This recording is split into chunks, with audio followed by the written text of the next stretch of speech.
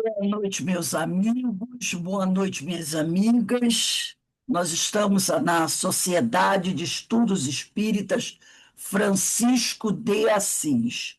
Hoje, dia 24 de julho de 2025. E nesse horário das 18h30, nós realizamos a nossa palestra pública de todas as quintas-feiras, né? E hoje nós recebemos aqui na nossa casa o nosso irmão Leonardo Diogo, né? Leonardo é do Grupo Espírita Fraternidade Francisco de Assis, no Caxambi. E ele vai conversar conosco sobre essa obra, ó, O Evangelho segundo o Espiritismo, essa publicação de Allan Kardec. E nós estamos estudando o capítulo 10 dessa obra, capítulo 10, itens 5 e 6, reconciliação com os adversários. E justamente é o item que nós estamos estudando na quarta-feira, no estudo da obra O Sermão do Monte, que é Mateus capítulo 5, versículos 25 e 26. Concilia-te com os adversários, né? Então, lindíssimo essa parte do Evangelho. Mas antes de nós iniciarmos aqui o nosso estudo, nós vamos fazer uma leitura de um pequeno trecho desse livro aqui, ó. Deus te abençoe. O espírito é irmão José e o médium é Carlos Bacelli. E a mensagem da noite de hoje tem por título Sinais de Sabedoria. Diz assim, irmão José: aprende a viver sem excessos. Desapega-te, quanto possível, dos bens materiais. Não guardes ressentimentos. Perdoa sem impor condições. Acautela-te para que não magoes ninguém. Não crie qualquer espécie de vínculo com o mal. Estuda sempre, sem te arraigares aos teus pontos de vista. Conserva a mente aberta para a verdade. Alimenta-te de maneira frugal. Não te exasperes. Não percas tempo com futilidades. Procura não fomentar discussões estéreis. Preserva a saúde do corpo e a integridade do espírito. Não sejas moralista.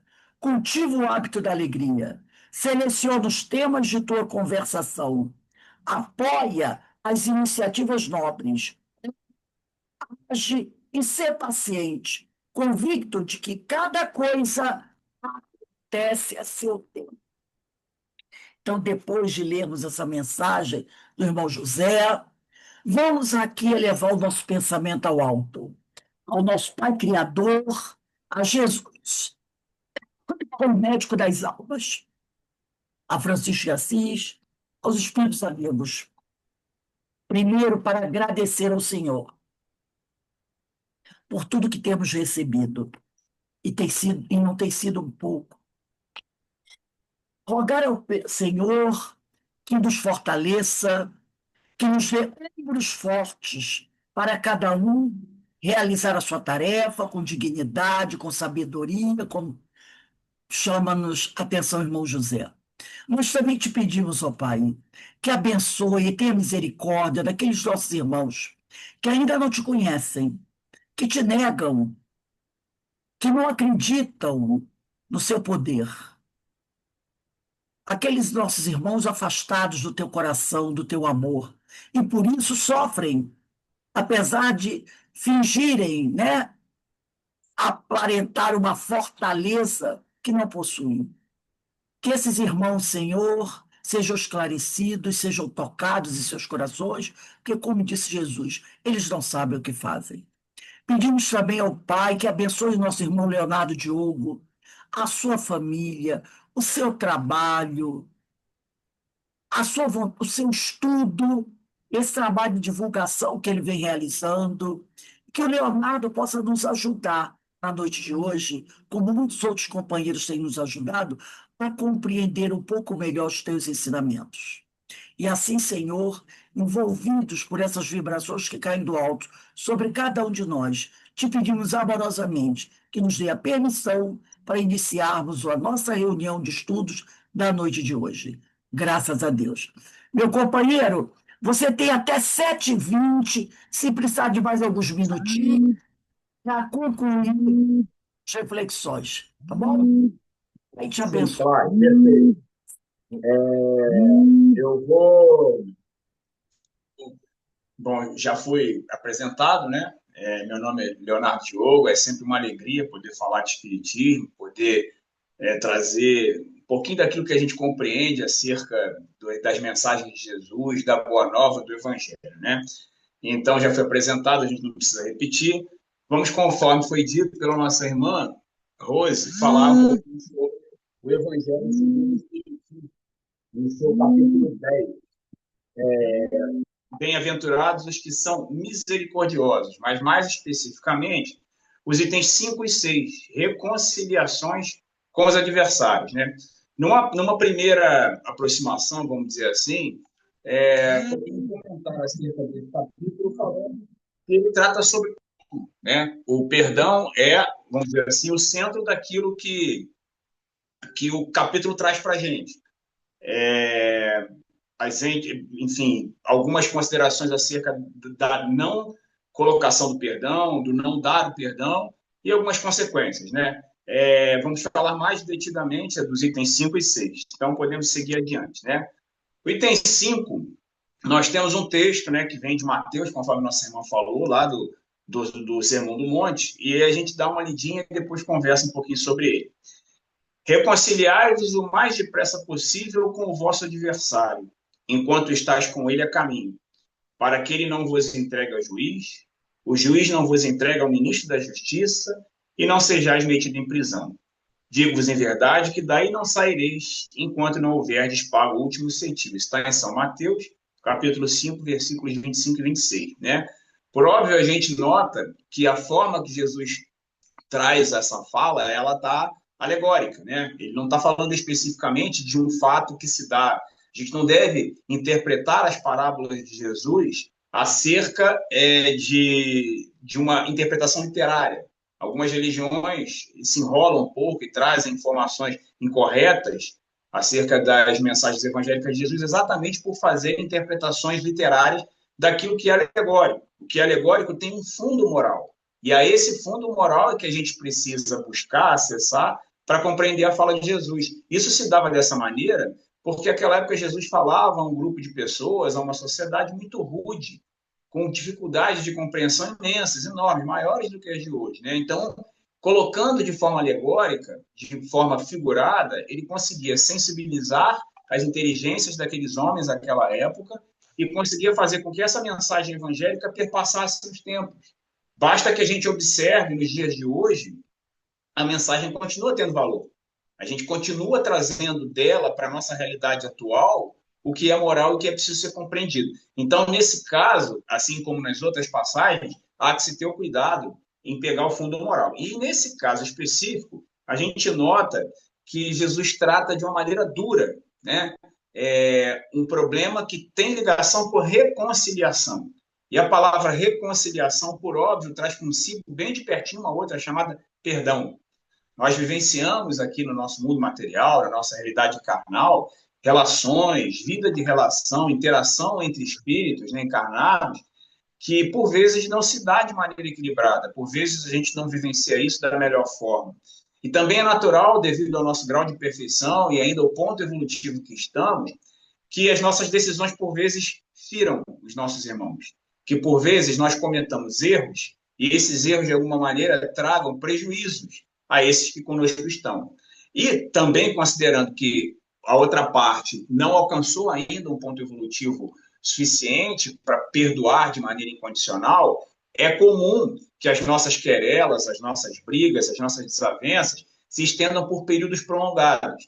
A recomendação que Jesus nos faz nessa passagem é de que a gente busque a solução destes problemas, por conta de uma série de consequências que podem se estabelecer ligadas à não solução. Né? E uma das que o Evangelho coloca logo no item 5 é um efeito material. Ele chama assim, o efeito material da não solução das querelas. Né? O efeito moral, obviamente, seria aquele relacionado a correção da briga, a correção da desavença, a reaproximação dos irmãos ainda aqui na carne, né? Ninguém quer viver em situação de briga, de luta o tempo inteiro. O ideal, para que a gente esteja equilibrado e ligado à lei de Deus, é que haja fraternidade. Mas, por vezes, isso não se dá. Só que, além da relação moral, vamos dizer assim, que a correção traria, há também uma material, que tem relação direta com a vida imortal do espírito. Porque nós sabemos que vivemos um período aqui na Terra, mais ou menos longo, nunca muito longo, porque se a gente compara com a eternidade, vivemos pouco tempo, 80, 90, 100 anos, isso quase não chega a ser algo considerável do ponto de vista de tempo, porém a vida permanece. Após o perecer da carne, o espírito segue adiante. E todos os sentimentos, todas as rusgas, os ressentimentos, as dificuldades que a gente trouxe durante a encarnação vão conosco embora. O que fica aqui é o material.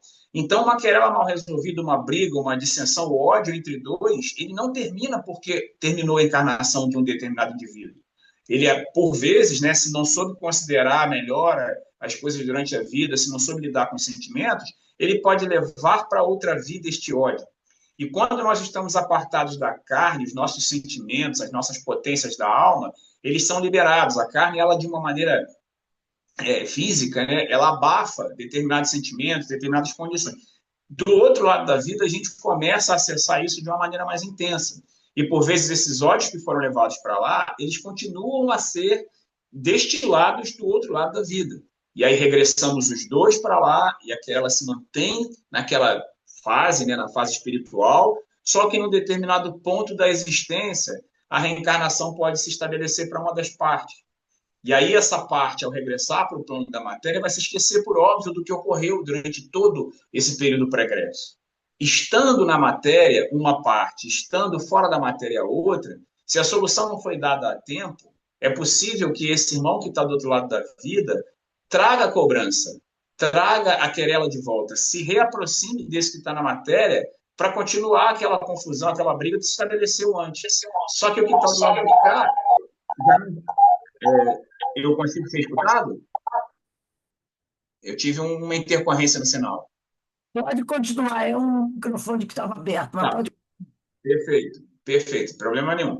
Então, essa querela, ela retorna para o indivíduo encarnado, só que ele não tem a mínima ideia do que está ocorrendo. Por conta do abafamento que a gente comentou agora, que a matéria traz para o espírito no período em que estamos encarnados aqui na Terra. E aí se começa a estabelecer um processo que, infelizmente, está num estado de pandemia no planeta hoje, que são os processos obsessivos. Eu acredito que esses itens 5 e 6 eles vão debater acerca da necessidade do perdão, mas a necessidade do perdão não somente como uma correção moral das atitudes, e sim de se combater esse efeito, conforme o capítulo coloca, um efeito material, que é o efeito obsessivo, que pode, a depender da intensidade que ela se estabeleça, a depender das razões pelas quais ela foi trazida, pode trazer muita dor e muito sofrimento. Muito atraso, tanto para a parte encarnada quanto para a parte desencarnada. Né? E aí, nesse capítulo, ainda chega-se a fazer uma citação de graus, vamos dizer assim, de processo obsessivo que se estabelecem. E ele coloca ali, de uma maneira, assim, vamos dizer, na parte mais grosseira ou mais difícil de se conduzir de um processo obsessivo, a questão da subjugação e da possessão. Eu até trouxe um pouquinho do Livro dos Espíritos e do Livro dos Médiuns para enriquecer a fala da gente. Mas, em linhas gerais, né, vou apresentar aqui o que a gente tem no Evangelho e depois a gente traz algumas conversas acerca desses outros dois livros. Né? Basicamente, o que se estabelece é um processo de vingança. É um processo em que o espírito que encontra-se fora da matéria traz algum tipo de cobrança, traz algum tipo de exigência àquele que aqui está. Né? E, aparentemente, para as pessoas que estão encarnadas, para aqueles que se envolvem, por exemplo, no processo de ajuda, de tentar tirar aquele indivíduo encarnado daquela condição, fica parecendo que o irmão que está do outro lado é o algoz, é o mal, é o que está trazendo algum tipo de desequilíbrio energético, e o que está na matéria é a vítima, é o que está sendo perseguido, é alguém que não tem como se defender e que, de maneira injusta, está sendo cobrado. E quando, na verdade, o Evangelho nos explica que não se dá desta forma. Um processo obsessivo, quando se estabelece, tem duas partes. e a parte que sofre eventualmente o processo na carne, muito provavelmente, em várias ocasiões, deu caso a esse tipo de perseguição porque tomou atitudes, porque fez coisas, porque atacou, porque fez mal à parte que está do outro lado da vida em passado mais ou menos remoto. E essa realidade se estabelece com a permissão de Deus por uma questão de justiça. Se o processo obsessivo que se estabelece por aqui fosse uma injustiça contra o encarnado, um dos principais atributos divinos seria ferido, que é da soberana justiça. Deus é soberanamente justo e bom. Tudo o que ocorre no universo ou é sua obra, ou ele permite que se estabeleça por uma razão qualquer. Então, neste processo também, no processo obsessivo, se algo acontece com alguém do lado de cada vida, a gente precisa compreender que há uma responsabilidade associada e há ações que podem e devem ser tomadas para que aquela condição se restabeleça, aquela condição de saúde, né? Saúde espiritual e de inter-relação entre as duas partes se coloque de volta, né? Então, trazendo agora um pouquinho a fala aqui para o Livro dos Espíritos, eu peguei algumas questões que tratam diretamente da influência oculta dos espíritos nos pensamentos e nos atos das pessoas, né? Então, vamos aqui à questão 466, em que Kardec pergunta aos espíritos: por que permite Deus que os espíritos nos excitem ao mal? A resposta é um pouquinho longa, eu vou ler um pedaço e a gente comenta o resto. Os espíritos imperfeitos são instrumentos próprios a pôr em prova a fé e a constância dos homens na prática do bem. Como espírito que és, tens que progredir na ciência do infinito. Daí o passarem pelas provas do mal para chegares ao bem. A nossa missão consiste em te colocarmos no bom caminho. Desde que sobre ti atuam influências mais, é que as atrais, desejando o mal. Porquanto os espíritos inferiores podem te auxiliar no mal, logo que desejes praticá-lo. Só quando queiras o mal, podem eles ajudar-te para a prática do mal. Se fores propensos ao assassínio, terás em torno de ti, uma nuvem de espíritos a te alimentarem no íntimo esse pendor. Mas outros também te cercarão, esforçando-se por te influenciarem para o bem, o que restabelece o equilíbrio da balança e te deixa senhor dos teus atos. Na resposta dessa pergunta, ainda que os espíritos coloquem sim que exista essa influência de que espíritos maus se aproximem de espíritos encarnados para trazer algum tipo de influência perniciosa, para induzir ao caminho errado, ele coloca dois pontos fundamentais. O primeiro é que precisa haver sintonia, precisa haver concordância de quem está aqui com essa aproximação. No momento em que eu busco as ações negativas, no momento em que eu me comporto de maneira indevida, em que eu me afasto das leis de Deus, eu ofereço sintonia para que essas aproximações perniciosas do mal se estabeleçam junto a mim. Então, fica claro que eu tenho responsabilidades, porque se as minhas escolhas forem a do caminho do bem, a do caminho da justiça, a do perdão, da indulgência e do amor, eu não ofereço essa sintonia, eu não ofereço essa frequência. E eles ainda vão além. Eles colocam que, por mais que existam essas aproximações, existem outras que são de espíritos bons, que nós temos guias, nós temos mentores, nós temos orientadores que nos incutem pensamentos positivos.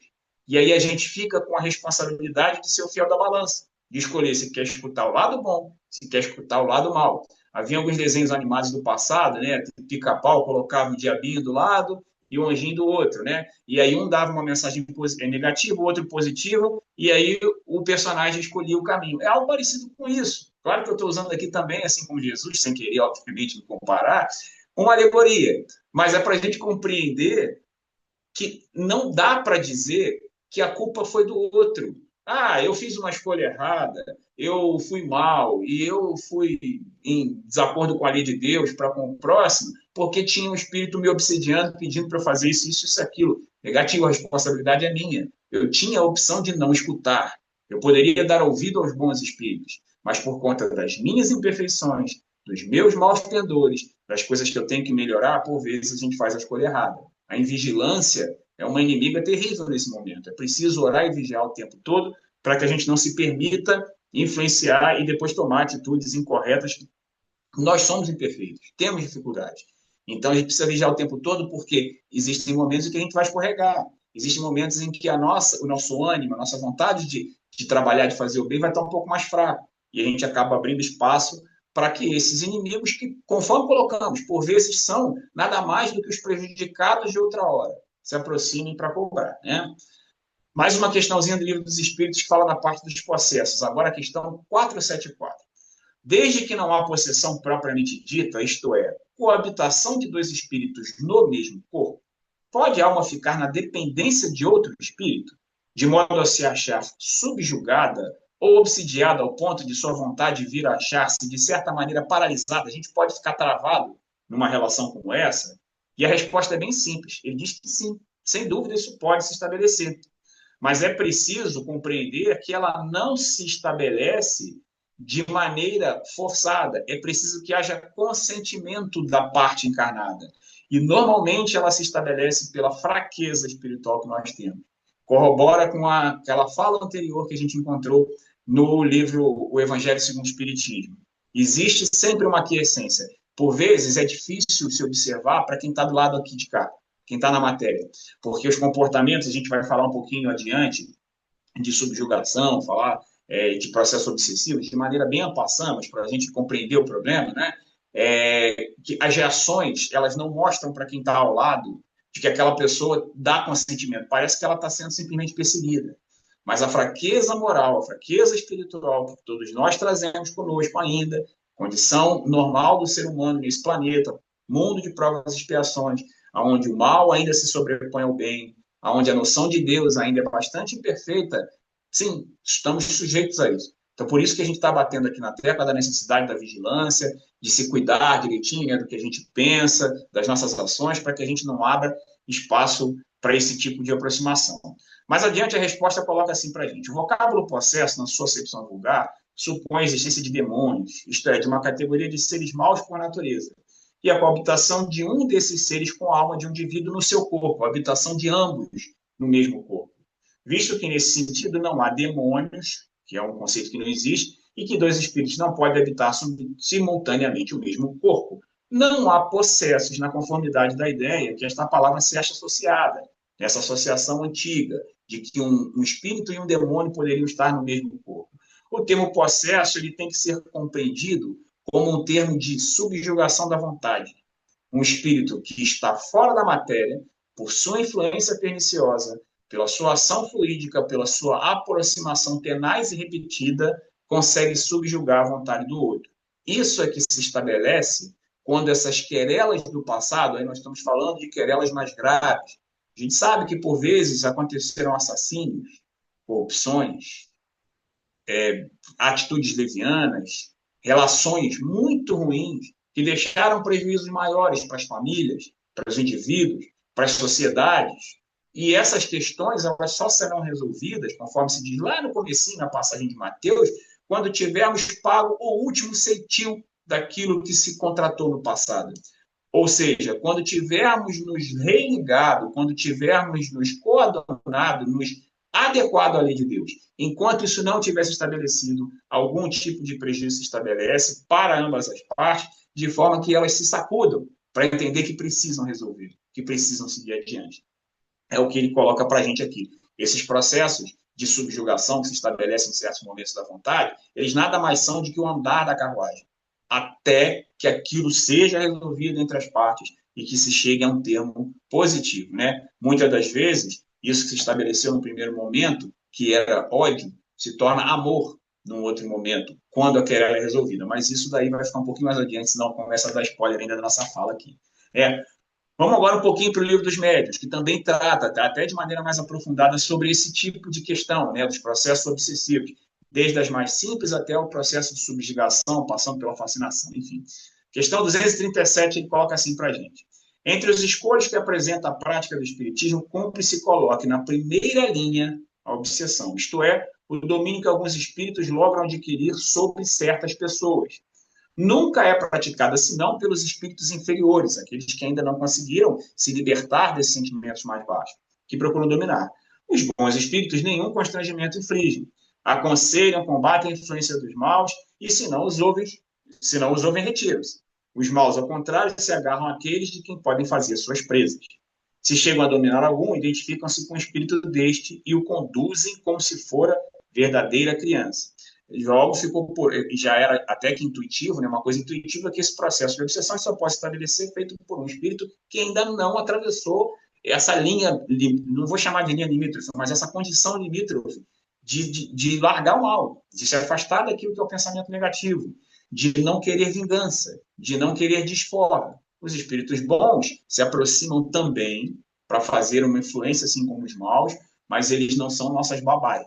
Eles não são aqueles condutores, aqueles tutores que pegam na mão da criança e arrastam, como a gente às vezes precisa fazer aqui na matéria, para que as crianças não se metam em situações difíceis, em situações perigosas.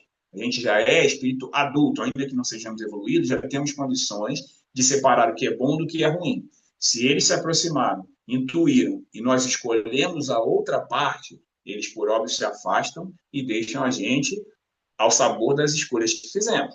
Mais adiante se reaproximam, sim, mas primeiro a gente vai precisar sofrer as consequências dos atos impensados para que depois, com o arrependimento e a vontade de reparação, eles se reaproximem, né? A obsessão apresenta caracteres diversos, que é preciso distinguir o que resultam do grau do constrangimento e da natureza dos efeitos que produz. A palavra obsessão é, de certo modo, um termo genérico, pelo qual designa esta espécie de fenômeno cujas principais variedades são a obsessão simples, a fascinação e a subjugação. Eu não entendo ser, para a gente conversar hoje, até pelo tempo que tem, né, para conversar sobre o Evangelho, mas, de qualquer forma, o fundo que a gente tem que tirar o conhecimento disso é de que essas querelas, essas dificuldades que se estabeleceram e que por vezes trazem cobranças, elas têm gradação. Eu posso ter, numa vida anterior, tratado de uma questão de maneira incorreta, mas o fundo moral, aquilo que eu trago comigo no meu coração, não ser algo assim tão negro, tão voltado para o mal, eu posso não ter sido tão ruim. Então, essas querelas, por terem gradação, podem, por vezes, e também dependendo da vontade de quem está do outro lado da vida, trazer, sim, algum tipo de cobrança, alguma aproximação, mas que às vezes passa por um processo obsessivo não tão pesado, mas às vezes não. Se a gente, por exemplo, tirou a vida de alguém, se a gente prejudicou uma outra pessoa que era muito amada por esse alguém, o ódio desenvolvido por ele durante períodos mais ou menos prolongados podem, sim, colocar a nossa existência atual de frente com determinados processos que chegam a esse nível mais elevado que ele chama de subjugação, quando a vontade do indivíduo praticamente não existe. Até a relação motora, até a relação de movimentação dos membros, de articulação de fala, das ações na vida cotidiana, elas começam a perder o sentido. Muitas das vezes a gente observa nos sanatórios, nos manicômios, pessoas que estão ali como se tivesse somente uma questão psiquiátrica envolvida, mas podem estar sobre esse tipo de influência, porque nós não conhecemos as histórias passadas e isso pode ser algo que seria evitado se lá na frente, quando a gente começa a fala de hoje, como dizia Mateus lá, né, na passagem de Mateus, dizia Jesus, se nós tivéssemos tomado conta de repararmos, de reajustarmos as coisas na caminhada, durante a encarnação. Como as coisas não foram resolvidas antes, a gente pode chegar num ponto menos favorável, né? Mais uma questãozinha que eu acho que abrange a questão, que abrange o nosso ponto de hoje, né? A questão 252 de O Livro dos Médiuns. Os espíritos nos dizem: as imperfeições morais do obsidiado constituem frequentemente um obstáculo à sua libertação. Aqui vai um exemplo notável que pode servir para a instrução de todos. E aí eu vou contar a historinha que eu acho que fica mais fácil, porque ela é bem comprida, né? E aí, se eu ficar lendo aqui, fica algo meio chato. É a história de duas irmãs que viveram mais ou menos na época de Kardec, um pouco antes, e que tinham um quadro obsessivo grave que se estabeleceu com elas. Havia fenômenos físicos que se estabeleceram na sua vida familiar que traziam bastante transtorno. As roupas, sejam íntimas, seja roupa de maior qualidade, melhor, não importa as quais, apareciam durante os dias rasgadas, jogadas pelo espaço da casa, ora até fora da casa, e sem uma explicação plausível. Num primeiro momento, essas irmãs entendiam que havia algum tipo de peça sendo pregada, alguém que tivesse acesso à casa, uma pessoa que de maneira escusa, escondida, conseguia se associar ao quarto, ir lá e retirar essas roupas. E elas começaram a tomar algumas atitudes, Começaram a fechar o quarto, a trancar as gavetas, a cercar os móveis, os objetos de cuidados, que não permitiriam que uma pessoa encarnada, que alguém tivesse circulando pela casa, chegasse lá e retirasse essas peças, né? E mesmo com esses cuidados, o fenômeno continuou a se estabelecer. As roupas eram jogadas pela casa, eram rasgadas, havia uma condição bem difícil de se estabelecer por conta disso. Passado um tempo longo, e já num estado de cansaço mental bem avançado, elas resolveram procurar o socorro do espiritismo. A essa época já existia o contato com a doutrina, né, e com as ações que se podiam tomar. E, no primeiro momento, o espírito que praticava esse processo obsessivo se apresentou. E era um espírito de baixíssimo grau de elevação moral, era alguém com muito ódio, com muita raiva dentro de si, e que cobrava delas duas. Porque em momento anterior, tinha sido, né, numa encarnação anterior, esse espírito tinha sido subordinado a elas. E essas duas tinham um comportamento muito imoral em relação a ele, faziam uma espécie de exploração. E ele, por vezes, né, naquela encarnação, muito humilhado, muito pisado, se sentia numa condição péssima, na pior das condições. Desencarnou com essa mágoa no coração, com esse sentimento, não conseguiu ter a elevação moral que precisava, voltou para fazer a cobrança, né? Ou seja, a querela mal resolvida do passado que vinha sendo cobrada ali. Só que, num determinado momento do tratamento, observando que aquele espírito não era, ele não se permitia tocar pelas palavras do Evangelho, pelo ensinamento de Jesus, pelo perdão, o espírito mentor, o guia dela se apresentou para falar sobre o assunto, para falar sobre o caso. E aí, a solução que ele ofereceu foi a seguinte, de que elas tivessem bastante fé e fizessem prece aos espíritos amigos, aos guias, aos mentores que com elas andavam, para tentar trazê-los de volta para perto delas. Porque se assim fizessem, esses espíritos seriam só com a sua presença, eles conseguiriam afastar, tirar essa influência perniciosa do lado. E aí o mentor explica por que esses espíritos estavam afastados. Por conta do comportamento de ambas.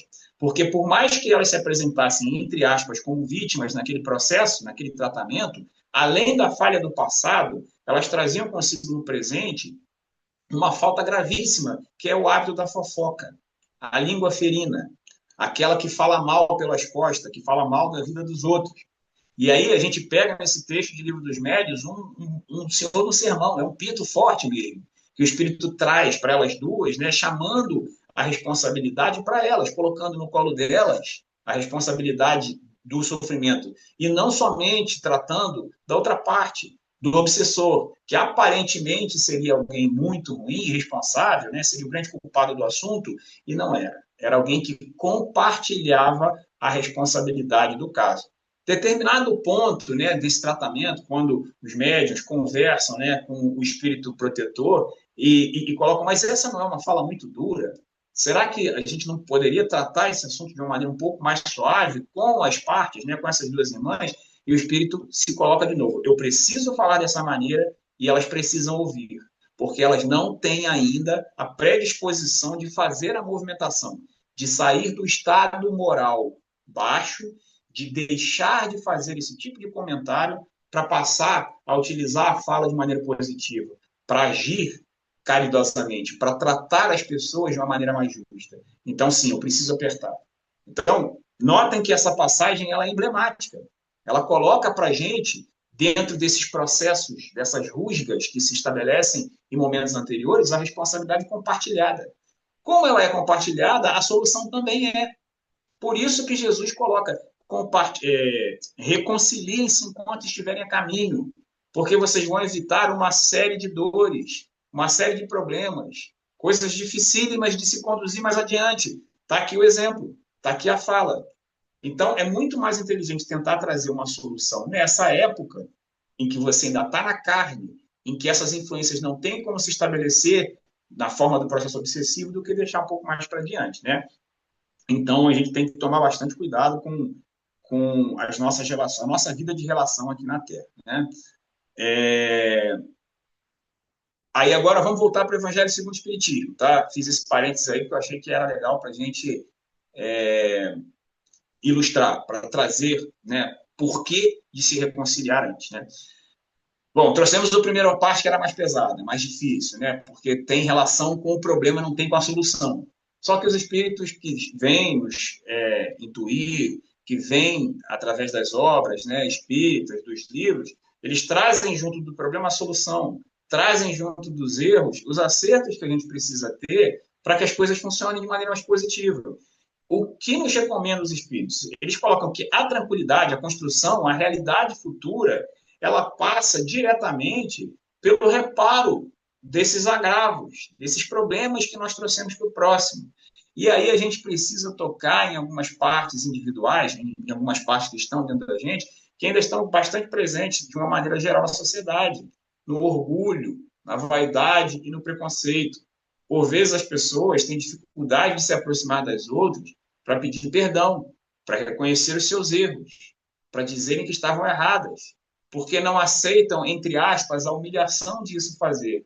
Atitude incorreta, atitude que torna impossível o cumprimento dessa recomendação de Jesus, né? Dessa recomendação que nos vem pelo Evangelho.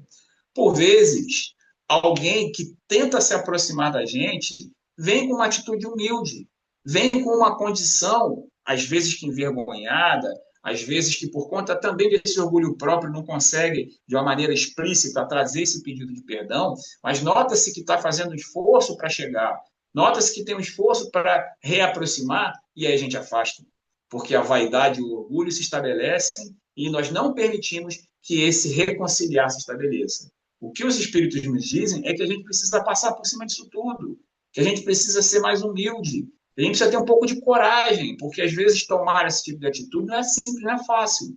Mas a coragem precisa existir. A coragem tem que se estabelecer para que essa reaproximação se dê. Quando isso acontece, nós abrimos a porta para que essas relações se deem de uma maneira melhor e a gente evita reencarnações. E aí eu estou colocando no plural mesmo, no futuro de sofrimento e de dor. Porque às vezes, uma, duas, três encarnações não são suficientes para resolver questões como essa do passado.